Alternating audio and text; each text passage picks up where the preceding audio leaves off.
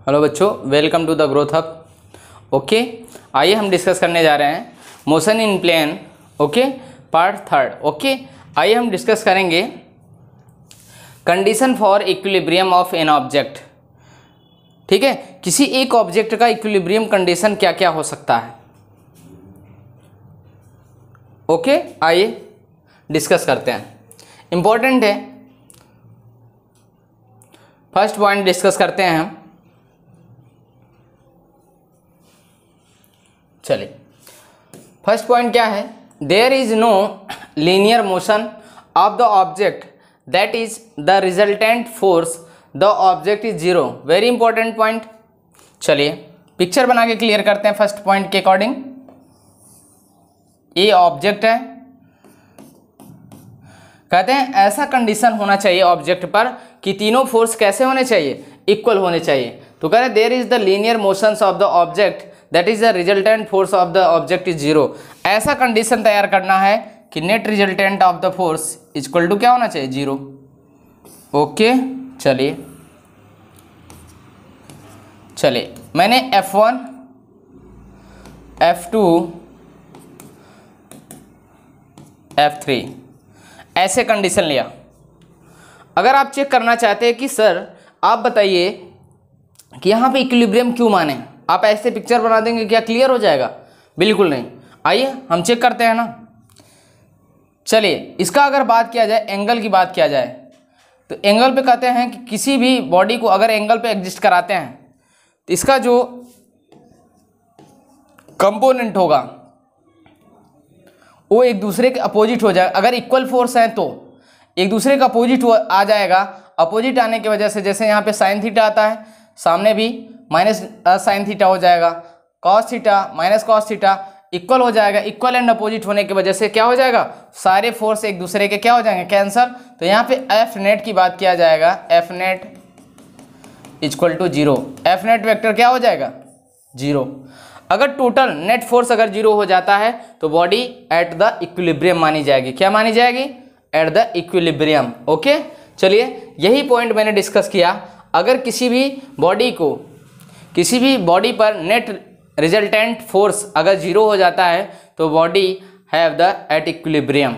Okay, next point है there is no rotationals motion of the object that is the torque due to the force on the object is zero. Very important. कहते हैं कि जो torque है, अगर किसी भी बॉडी पे टॉर्क जीरो हो जाए तो वहां पर भी बॉडी का ना तो कोई रोटेशन होगा ना ही बॉडी का कोई मोशन होगा। जैसे क्लियर करते हैं सेकेंड पॉइंट। जैसे एक फिक्स एक्सिस पर किसी बॉडी को हम रोटेट करा रहे हैं, कहते हैं बॉडी रोटेट तब करेगी जब इक्वल एंड अपोजिट फोर्स, कैसा, इक्वल एंड अपोजिट फोर्स होता है तो बॉडी रोटेट करती है।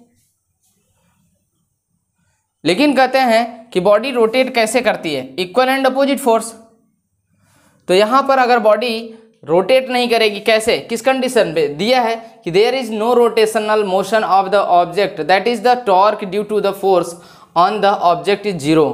टोटल जो नेट टॉर्क है वो अगर जीरो हो जाए तो क्या हो जाएगा, बॉडी ना तो रोटेट करेगी ना ही कोई रोटेशनल मोशन शो करेगी। नेट टॉर्क जीरो करना है।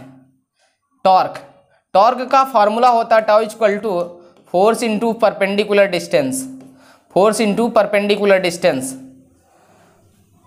तो कहते हैं मेन चीज है नेट फोर्स ही अगर जीरो हो जाए, जैसे F और F एक इक्वल एंड अपोजिट फोर्स है, तो यहां पर जो नेट फोर्स आएगा अगर जीरो हो जाए तो क्या हो जाएगा, तो टॉर्क जीरो हो जाएगा। अगर फोर्स जीरो होगा तो टॉर्क जीरो हो जाएगा, और टॉर्क जीरो हो गया तो बॉडी क्या करेगा, no rotational motion show. Third condition है there is the minimum potential energy of the object for the stable equilibrium. कहते हैं कि अगर किसी भी बॉडी का, किसी भी ऑब्जेक्ट का मिनिमम पोटेंशियल एनर्जी होती है तो बॉडी कैसी होती है, स्टेबल होती है। आप सोचिए कोई बम ले लेते हैं एक तरीके से, यहाँ पर अभी क्या है, सब कुछ अंदर है, ठीक है, कोई दिक्कत नहीं है। यहाँ पे पोटेंशियल एनर्जी क्या है, मिनिमम है अभी। बट कहते हैं जब ये बस्ट होता है तब, ओके, पोटेंशियल एनर्जी अभी मिनिमम है। कहते हैं कि किसी भी बॉडी का अगर पोटेंशियल एनर्जी मिनिमम है तो बॉडी एट द रेस्ट यानी इक्विलिब्रियम पर होगा। लेकिन जब ये बर्स्ट होता है तो इसका पोटेंशियल एनर्जी काइनेटिक एनर्जी में चेंज हो जाएगा, ठीक है। इसलिए अगर किसी भी बॉडी का पोटेंशियल एनर्जी, याद रखना, पोटेंशियल एनर्जी मिनिमम होगा तो body at the stable equilibrium पर होगा, ओके। तो 3 कंडीशन मैंने बताया कि अगर किसी भी ऑब्जेक्ट पर नेट रिजल्टेंट फोर्स 0 हो जाता है तो बॉडी इक्विलिब्रियम होगा। दूसरा कंडीशन मैंने बताया, नेट टॉर्क अगर किसी बॉडी पर 0 हो जाता है तो बॉडी पे नाउ कोई रोटेशनल मोशन शो नहीं करेगा, वहाँ भी इक्विलिब्रियम पर एग्जिस्ट करेगी बॉडी। और मैंने तीसरी कंडीशन बताया, अगर किसी भी बॉडी का मिनिमम पोटेंशियल एनर्जी है तो वहाँ पर भी बॉडी एट द इक्विलिब्रियम पर होगा, स्टेबल इक्विलिब्रियम पर। कैसा, स्टेबल इक्विलिब्रियम पर होगा, ओके, क्लियर।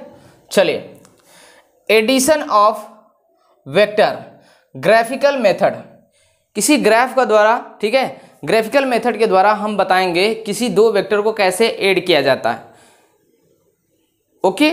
चलिए क्लियर करते हैं। 2 vector can be added if both of them are the same nature. अगर 2 वेक्टर सेम नेचर के हैं तो उसको हम आपस में क्या कर सकते हैं, ऐड कर सकते हैं। Example, vector A displacement vector can not be added to B a force but can be added to the displacement vector. You understand. Same type के अगर वेक्टर होंगे तभी ऐड किए जाएंगे। अगर एक वेक्टर क्वांटिटी डिफरेंट टाइप की vector quantity से कभी भी ऐड नहीं की जाएगी, याद रखिएगा। जैसा कि आपको इस लाइन में क्लियर किया गया है, force is a vector quantity and displacement is a vector quantity but both are not added, because of it is not same physical quantity, okay. याद रखिएगा, क्योंकि यहां पर इंपॉर्टेंट है, ये सेम वेक्टर क्वांटिटी नहीं है, इसलिए इंपॉर्टेंट है। Vector can be added both of them, अगर दोनों को ऐड करना है तो सेम नेचर की होनी चाहिए। अगर डिस्प्लेसमेंट को गलती से भी फोर्स के साथ ऐड किया जाएगा तो कभी भी ऐड नहीं हो सकती हैं। अगर डिस्प्लेसमेंट होगा तो हम इसे ग्राफिकल मेथड के द्वारा आपस में क्या कर सकते हैं, ऐड कर सकते हैं, ओके। समझ में आया बच्चों। किसी भी, अगर मैंने डिस्प्लेसमेंट ले लिया, vector D plus vector D को आपस में ऐड कर सकते हैं, क्योंकि both are the same nature, okay, दोनों का सेम नेचर है, इसलिए हम यहाँ पे 2D वेक्टर लिख सकते हैं, कोई दिक्कत। But vector F plus vector D it is not added because of they are the different nature, okay. Next,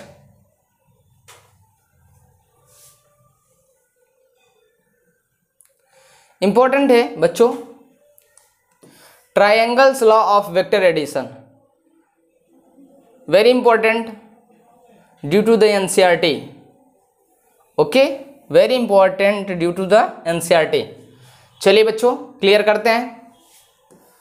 this law state that if 2 vector can be the represented both magnitude and direction by the 2 sides of the triangles take in the same order, then their resultant is the represented completely both in the magnitude and direction by the third side of the triangles taken in the opposite order. Very important, याद रखिएगा। जैसा कि बच्चों picture में clear है, but यहाँ से देखिए, मैंने वेक्टर ए लिया और इसी के just along the direction vector B ले लिया। करें 2 वेक्टर को अगर आपको आपस में ऐड करना है तो आपको थर्ड वेक्टर याद रखना, जस्ट क्या होगा, फर्स्ट फर्स्ट वेक्टर के अपोजिट डायरेक्शन में, ठीक है, हमेशा याद रखिएगा टेल हेड। रिजल्टेंट वेक्टर हमेशा याद रखना उसका जस्ट फाइनल पॉइंट से इनिशियल पॉइंट की तरफ आना चाहिए, हेड याद रखिएगा, इंपॉर्टेंट है। गलती से आप कर देंगे तो जस्ट इसका डायरेक्शन चेंज होगा, प्लस के बजाय माइनस हो जाएगा, याद रखिएगा, ठीक है। वेक्टर आर इक्वल टू हो जाएगा vector A plus vector B. तो triangle law of addition method बोलता है कि if the two vector A and B are, ठीक है, so the two side of the triangles and resultant so the, ठीक है, third side of the triangles, ठीक है, थर्ड साइड से हम रिजल्टेंट को शो कर रहे हैं, याद रखिएगा, ठीक। तो वेक्टर यानी triangles law of vector addition ये बताता है अगर किसी वेक्टर को ट्राइंगल के दो साइड के द्वारा रिप्रेजेंट किया जा रहा है तो उसके रिजल्टेंट को थर्ड साइड से रिप्रेजेंट करेंगे, बट याद रखना रिजल्टेंट को हमेशा फाइनल टू इनिशियल करेंगे, यानी टेल फाइनल की तरफ, और हेड हमेशा इनिशियल पॉइंट के पास आना चाहिए। अगर ऐसा कंडीशन है तो ठीक है। चलिए यहाँ से पॉइंट डिस्कस करते हैं। Consider two vector A and B that lie in the plane as shown, figure में दिया हुआ है। Draw a vectors O M यहाँ पर दिया हुआ है ओ एम पॉइंट पर, okay, O M point, and दूसरा वेक्टर बोल रहा है O M point equal to the parallel to the vector A shown figure the, ठीक है, from head of the O M draw vector M N equal to the parallel vector B, then the resultant vector is given by the ON which joins the tail of A and head of the B. The resultant vector A and B is ON. सुनिएगा, यहाँ पे M point है, यहाँ पे N point है, एक M N point से vector B represent किया गया है, रिजल्टेंट वेक्टर ON के द्वारा रिप्रेजेंट किया गया है। यहाँ सर याद रखिएगा ऐसे, ठीक है। यहाँ से थोड़ा इंपॉर्टेंट है, इसको क्लियर कर लीजिएगा। चलिए यहाँ पे थोड़ा सा क्लियर कर लीजिएगा, जो रिजल्टेंट होगा इनिशियल टू फाइनल होगा, कैसा होगा, initial to final, okay, initial to final होगा, ओके।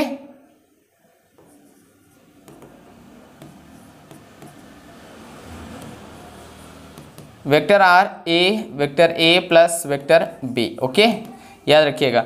यहाँ पर देखो वेक्टर ए वेक्टर बी दिया हुआ, इसका रिजल्टेंट हमेशा वेक्टर आर इक्वल टू क्या होगा, ए प्लस वेक्टर बी, ओके, समझ में आए बच्चों। चलिए ट्रायंगल ऑफ वेक्टर एडिशन आपका क्लियर हुआ। यहाँ पर रिजल्टेंट की अगर बात किया जाएगा बेटा तो हमेशा रखना लॉ ऑफ पैरेललोग्राम। यहाँ पर भी देखिएगा, अगर रिजल्टेंट आपको देखना है तो क्या करोगे, अंडर रूट में क्या करोगे, ए का स्क्वायर प्लस बी का स्क्वायर कर देंगे, ओके, ए का स्क्वायर प्लस बी का स्क्वायर कर देंगे तो आपका आंसर आ जाएगा, ओके। ऐसे कंडीशन में आते हैं, जैसे एक न्यूमेरिकल हम क्लियर करते हैं, थोड़ा सा देखिए।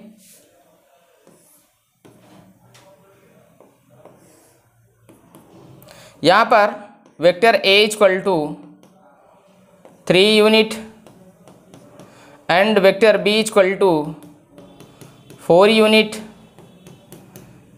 Then the resultant vector what, okay. आपसे रिजल्टेंट वेक्टर पूछ रहा है तो कैसे कैलकुलेट करेंगे, magnitude of the resultant vector. तो वेक्टर आर इक्वल टू क्या होता है बच्चों, यहाँ पे मैग्नीट्यूड लेंगे, अंडर रूट में करेंगे, यहाँ पे वेक्टर ए का स्क्वायर करेंगे प्लस वेक्टर बी का स्क्वायर करेंगे, ओके। यहाँ पे वैल्यू पुटअप कर देंगे, वे ए का वैल्यू दिया है 3 का स्क्वायर प्लस 4 का स्क्वायर इक्वल टू हो जाएगा क्या, अंडर रूट में 25, 5 का रूट लेंगे तो वेक्टर आर, यहाँ पे सिर्फ आर बचेगा क्योंकि मैग्नीट्यूड से बाहर हो जाएगा, क्या हो जाएगा 5 यूनिट, क्या आ जाएगा 5 यूनिट, यू अंडरस्टैंड। तो ऐसे कंडीशन में हम triangle law of addition method लगा करके हम कभी भी न्यूमेरिकल को सॉल्व कर सकते हैं, याद रखिएगा, हमेशा याद रखिएगा, ऐसे ही सवाल आपको क्लियर करना है। ट्रायंगल लॉ ऑफ मेथड हमेशा दो साइड के लिए कुछ ना कुछ आपको न्यूमेरिकल में दिया जाएगा, तो थर्ड रिजल्टेंट वेक्टर पूछेगा तो आप हमेशा इससे सॉल्व कर सकते हैं। चलिए एक न्यूमेरिकल देते हैं बच्चों, कमेंट में बताइएगा कि आंसर क्या होगा, देखते हैं कितने बच्चे बता सकते हैं, okay.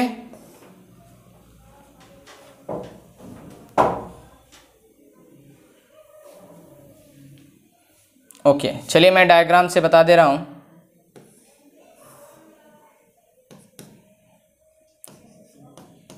Vector A equal to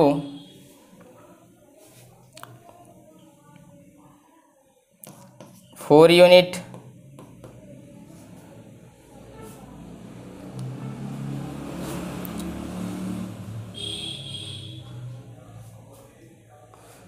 और आप इसको लिख लीजिए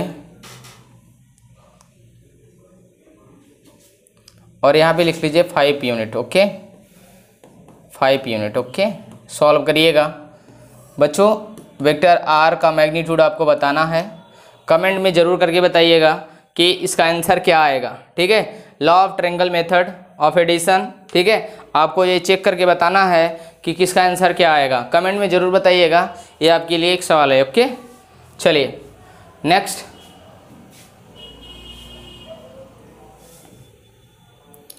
example of the displacement of the vector. Okay मैं डिस्प्लेसमेंट वेक्टर पढ़ाया था, उसका एक एग्जाम्पल लेके मैं आपको ऑलरेडी क्लियर करना चाहता हूं कि अगर आपका डिस्प्लेसमेंट वेक्टर से रिलेटेड कोई न्यूमेरिकल आता तो how can you the solve. Okay आप कैसे सॉल्व करोगे, तो ये बात मैं क्लियर करना चाहता हूं। चलिए बच्चों देखिए, अ बॉय, ठीक है, a boy travels the 10 metres due to the north. सुनिएगा, एक बच्चा है 10 metre due to the north travel कर रहा है, then the 7 metre due to the east, direction with magnitude, find the displacement and direction of the body. Very important, picture clear करते हैं। सुनिएगा, सबसे इंपॉर्टेंट है ऐसे न्यूमेरिकल को सॉल्व करते समय हमेशा रखना आपको ये डायरेक्शन बनाना होगा। ठीक है, ईस्ट, वेस्ट, नॉर्थ, साउथ। सबसे इंपॉर्टेंट है, एक बच्चा है, सबसे इंपॉर्टेंट है कहाँ जा रहा है, नॉर्थ में, नॉर्थ में जा रहा है 10। ठीक है, 10 मीटर नॉर्थ में जा रहा है। चलिए कोई बात नहीं, बच्चा नॉर्थ में जा रहा है। Then the 7 metre due to the east, फिर कहाँ जा रहा है, 7 मीटर ईस्ट में जा रहा है। करेक्ट डिस्प्लेसमेंट वेक्टर, यहाँ पर आप चाहते हैं क्या लिख सकते हैं, 7 आई कैप, एक्सिस भी लिख लीजिएगा, एक्स एक्सिस, वाई एक्सिस, इसलिए यहाँ पे लिख सकते हैं 10 जे कैप। कोई प्रॉब्लम। चलिए रिजल्टेंट वेक्टर निकालने का अच्छा तरीका मैंने बताया था, vector delta R equal to under root में क्या करेंगे, एक्स आई का होल स्क्वायर, आई कैप का whole square plus Y J cap का क्या करेंगे, होल स्क्वायर। वैल्यू पुटअप करेंगे बच्चों, अंडर रूट में क्या करेंगे, यहाँ पर अगर आई कैप है तो 7 का होल स्क्वायर प्लस 10 का क्या करेंगे, होल स्क्वायर। कोई प्रॉब्लम। आई यूनिट वेक्टर है, इसका वैल्यू हमेशा ऑलवेज क्या होता है, 1। ठीक है, डेल्टा आर इक्वल टू हो जाएगा क्या बच्चों, यहाँ पे रूट में क्या लिखेंगे, 7 का मल्टीप्लाई 7 में करेंगे 49 प्लस 10 क्या हो जाएगा, 10 का हो जाएगा 100। कोई प्रॉब्लम। और इसको ऐड करेंगे तो अंडर रूट में क्या आ जाएगा, अंडर रूट में 149। अगर इसको हम रूट से बाहर करेंगे तो आपका डेसिमल में आएगा, जो ऑलरेडी दिया हुआ है 12.21 मीटर। एंगल पूछता है, क्या पूछेगा, एंगल। हमेशा रखना जब भी एंगल आपसे पूछा जाए, एंगल कितने एंगल पे, तो हमेशा tan थीटा लगाएंगे। क्या लगाएंगे, tan थीटा। और यहाँ पर देखो जो डिस्प्लेसमेंट आएगा, tan थीटा इक्वल टू क्या होता है, परपेंडिकुलर अपान बेस। परपेंडिकुलर क्या है यहाँ पर, परपेंडिकुलर अपान बेस, परपेंडिकुलर अपान बेस, तो परपेंडिकुलर 10 अपान बेस 7, 10 अपान 7। अगर इसका जो एंगल होता है एक्चुअली में फिक्स होता है,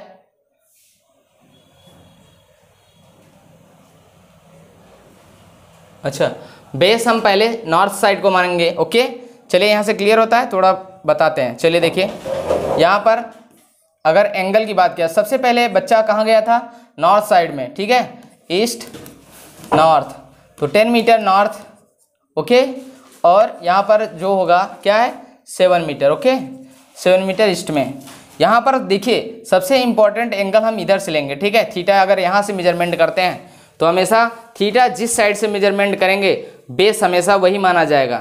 तो यहाँ पर अगर आपसे पूछा जाए कि एंगल कितने एंगल पर एग्जिस्ट करेगा, तो tan थीटा इक्वल टू क्या हो जाएगा, ठीक है, परपेंडिकुलर अपन बेस, परपेंडिकुलर 7 हो जाएगा, बेस 10 हो जाएगा, इसकी फिक्स वैल्यू आएगा 35 डिग्री। ओके, हमेशा याद रखिएगा बच्चों। तो कहते हैं कि since the resultant displacement make the angle theta with the northern direction then the, ठीक है, थीटा इक्वल टू क्या हो जाएगा, ए बी अपन ओ ए, ठीक है, tan इनवर्स इक्वल टू आ जाएगा 35 डिग्री। ओके, समझ में आया बच्चों। तो डिस्प्लेसमेंट से रिलेटेड कैसे न्यूमेरिकल को सॉल्व करना है, सबसे इंपॉर्टेंट है, सबसे पहले आपको पिक्चराइजेशन करना है। पिक्चराइजेशन में आपको क्या बताना है, direction, east west north south. जब भी आपको जो भी चीज़ दिया जाए और आप एक्सिस के अकॉर्डिंग यूनिट वेक्टर को रिप्रेजेंट करना आना चाहिए आपको, ठीक है। एक्स एक्सिस में कौन सा यूनिट वेक्टर होता है, वाई एक्सिस में कौन सा यूनिट वेक्टर होगा और जेड एक्सिस में कौन सा यूनिट वेक्टर होगा, आपको ये रिप्रेजेंटेशन आना चाहिए।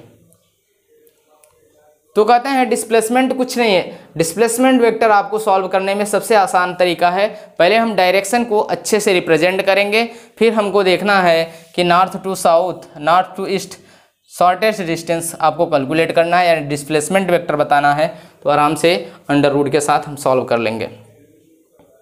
एंगल भी जब भी पूछे, एंगल को हमेशा tan थीटा और राइट एंगल ऑफ ट्रायंगल होगा, तो आप जानते हो ना क्या, परपेंडिकुलर अपान बेस, पाकिस्तान भूखा प्यासा हिंदुस्तान हरा भरा लगा के सॉल्व कर सकते हैं। ओके, चलिए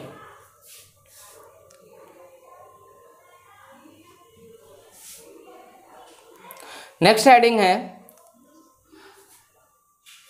पैरेललोग्राम, ठीक है, parallelogram law of vector addition, parallelogram law of vector addition को हम डिस्कस करते हैं।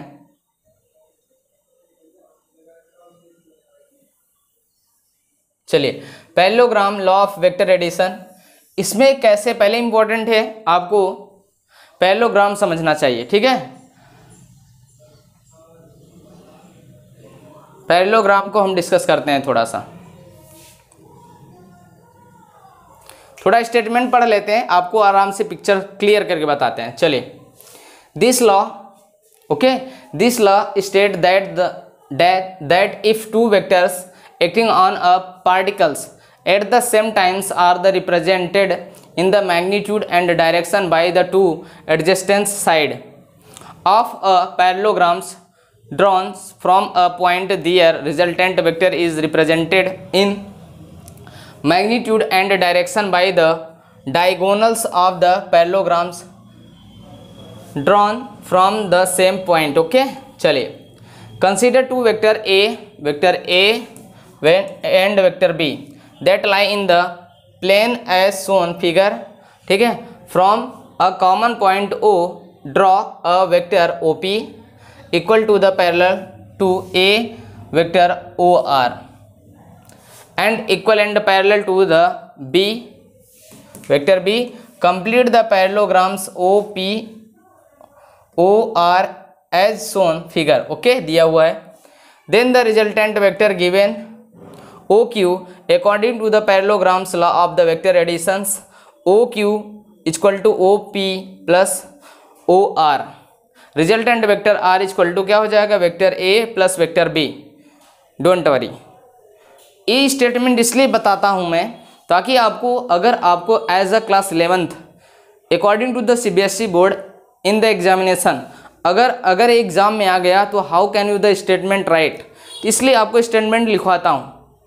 ओके, स्टेटमेंट के अकॉर्डिंग अगर आप लिखेंगे तो आपकी फुल मार्क्स मिलने के चांसेस बढ़ जाते हैं। ओके, इसलिए मैं लिखा दिया। चलिए नेक्स्ट, थोड़ा सा हम इसको क्लियर करते हैं।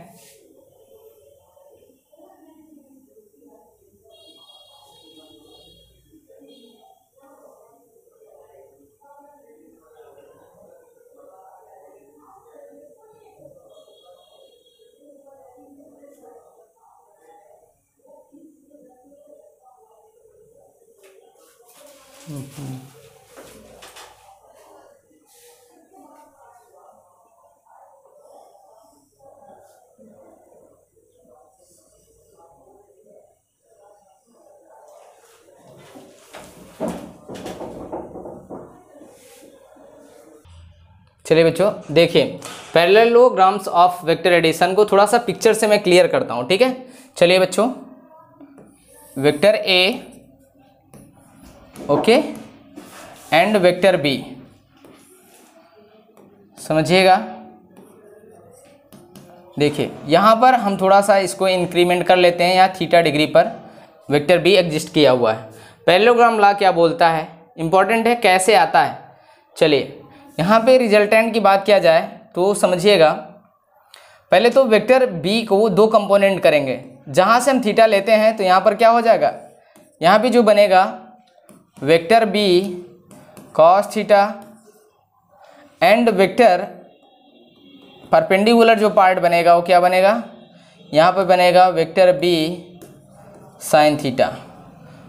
यहाँ से यहाँ तक क्या होगा, रिजल्टेंट वेक्टर, रिजल्टेंट क्या आ जाएगा, वेक्टर ए।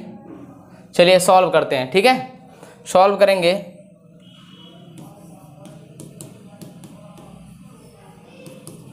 ठीक, चलिए अब हम पैरेललोग्राम को थोड़ा सा क्लियर करते हैं, ठीक है।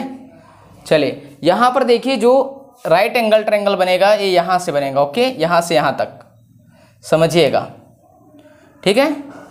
चलिए वेक्टर आर का अगर हम मॉड लेते हैं तो क्या हो जाएगा, अगर इसको मॉड में लेंगे तो अगर यहाँ पर vector A plus vector B है तो हमेशा क्या लिखेंगे, under root, okay, under root क्या हो जाएगा, वेक्टर ए का स्क्वायर प्लस वेक्टर बी का square plus 2ab cos theta. You understand, याद रखिएगा। ए आपका वेक्टर आर का अगर रिजल्टेंट कैलकुलेट करना होगा तो आपको ये फार्मूला निकालना होगा। बच्चों अगर आपसे डायरेक्शन पूछा जाएगा, डायरेक्शन इक्वल टू क्या होता है, tan theta, tan theta equal to right angle triangle देखेंगे। राइट एंगल ट्रायंगल क्या होता है, परपेंडिकुलर अपॉन बेस, और कहते हैं कि इस ट्रायंगल पूरे होल ट्रायंगल का हमको चेक करना है, ओके। तो यहाँ पर क्या करेंगे, परपेंडिकुलर क्या है, vector B sine theta upon क्या होगा, बेस क्या होगा, vector A plus vector B, vector A plus vector B, B के साथ क्या है, कॉस थीटा। You understand. जब भी याद रखिएगा, इंपॉर्टेंट है, जब भी डायरेक्शन ऑफ पैरेललोग्राम के अकॉर्डिंग पूछा जाएगा दो वेक्टर का, तो हमेशा याद रखिएगा यहाँ पे राइट एंगल ट्रायंगल के अकॉर्डिंग हम क्या लिखेंगे, परपेंडिकुलर अपॉन बेस रखेंगे। परपेंडिकुलर में क्या होगा, B sine theta upon base के अकॉर्डिंग देखेंगे vector A plus vector B cos theta, total रख देंगे तो हमें डायरेक्शन मिल जाएगा। अगर यहाँ पर मैग्नीट्यूड की बात किया जाएगा तो वेक्टर ए का स्क्वायर प्लस वेक्टर बी का square plus 2ab cos theta, okay, बिल्कुल बच्चों, ओके, बिल्कुल क्लियर रहिएगा। चलिए नेक्स्ट देखते हैं।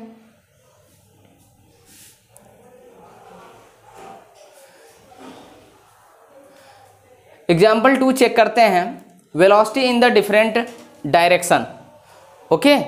हम वेलोसिटी का डिफरेंट डायरेक्शन चेक करते हैं, कैसे कैलकुलेट होगा, ठीक है। If a body is the simultaneously given two velocity, एक बॉडी दो तरीके का वेलोसिटी दे रही है। देखिए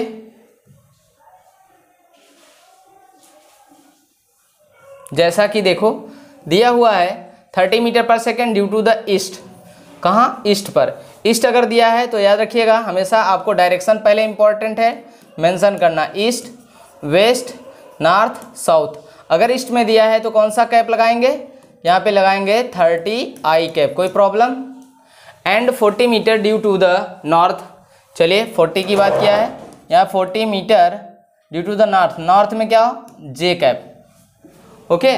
find the resultant velocity, resultant velocity कैसे करेंगे, let the body starting from the O point origin ले लेते हैं, ठीक है, एट द सोन। ईस्ट में अगर दिया है तो यहाँ पे वी ए हम मान लेते हैं 30 metre per second due to the east. East के लिए हमेशा क्या लगा सकते हैं, आई कैप, और नॉर्थ के लिए हमेशा जे कैप लगा देंगे। According to the parallelograms law of the OC अगर दिया जाएगा तो the resultant velocity is magnitude given by, तो हम क्या करेंगे, यहाँ पे लिखेंगे वेक्टर वी, रिजल्टेंट निकालना है, अंडर रूट में क्या लिखेंगे यहाँ पर, ठीक है, एक्स आई कैप, एक्स में 3 आई कैप 30 आई कैप है, होल स्क्वायर प्लस 40 जे कैप का होल स्क्वायर कर देंगे, कोई प्रॉब्लम? तो वेलोसिटी ऑफ मैग्नीट्यूड हो जाएगा क्या, यहाँ पे अगर हम स्क्वायर करते हैं 900 प्लस क्या हो जाएगा 40 का 1600, ओके। टोटल ऐड करेंगे बच्चों तो आ जाएगा क्या, magnitude of velocity equal to under root में हो जाएगा 2500। अगर बात किया जाए इसका रूट अगर लेंगे 25 का तो क्या आ जाएगा, 25 का 5 आएगा और डबल जीरो है तो आ जाएगा क्या 50। तो आ जाएगा आंसर v इक्वल टू आ जाएगा 50 मीटर पर सेकेंड जो आया हुआ है। अब बात किया जाएगा, हमने बोला अगर सबसे पहले बॉडी ईस्ट में गई तो याद रखिएगा थीटा हमेशा हम उधर ही लेंगे जहाँ से फर्स्ट स्टार्टिंग होती है, तो थीटा यहाँ पर हो जाएगा ईस्ट में। तो यहाँ पर बेस क्या बनेगा, तो याद रखना बच्चों tan थीटा इक्वल टू क्या हो जाएगा, बेस के तौर पे हमें ईस्ट देखेंगे, ईस्ट में 30 है और नॉर्थ में क्या है 40, कैंसिल करेंगे 3 अपान क्या हो जाएगा, नहीं चलिए यहाँ से थीटा हम यहाँ से लेंगे, ठीक है, नॉर्थ में हमेशा, ओके। बेस हमेशा नॉर्थ में लेंगे, ओके। यहाँ पे 30 मीटर पर सेकेंड, यहाँ पर 40 मीटर पर सेकेंड, थीटा यहाँ से लेंगे, थीटा यहाँ से लेंगे तो tan थीटा इक्वल टू क्या होगा डायरेक्शन, ठीक है। बेस अपान बेस क्या होगा 40 अपान परपेंडिकुलर हो जाएगा 30, 0 से 0 कैंसिल कर देंगे, tan थीटा इक्वल टू आ जाएगा कितना 4/3। हमें थीटा चाहिए तो लिख सकते हैं tan इनवर्स इक्वल टू 4/3। इसको अगर डिग्री में चेंज करना है तो बच्चों क्या हो जाएगा 53.8, क्या 53.8 डिग्री, ओके। यहाँ पे याद रखिएगा 53 डिग्री होगा और यहाँ पे मिनट हो जाएगा, ठीक है, याद रखिएगा 1 डॉट होगा तो मिनट होगा 53 degree 0.8 second, okay, 8 minute, okay, याद रखिएगा। तो आपका ये डायरेक्शन आ गया, तो इम्पोर्टेंट है, ये भी एक प्रकार का एक डिस्प्लेसमेंट है, बट वेलोसिटी, ठीक है, डिफरेंट वेलोसिटी को हम कैसे डिस्कस करेंगे। अगर आपको ऐसे ही स्टेटमेंट के अकॉर्डिंग अगर न्यूमेरिकल आता है तो आप कैसे सॉल्व करोगे, हमेशा ऐसे, ठीक है बच्चों। बस आज के लिए बस इतना, बाकी नेक्स्ट क्लास में, ओके।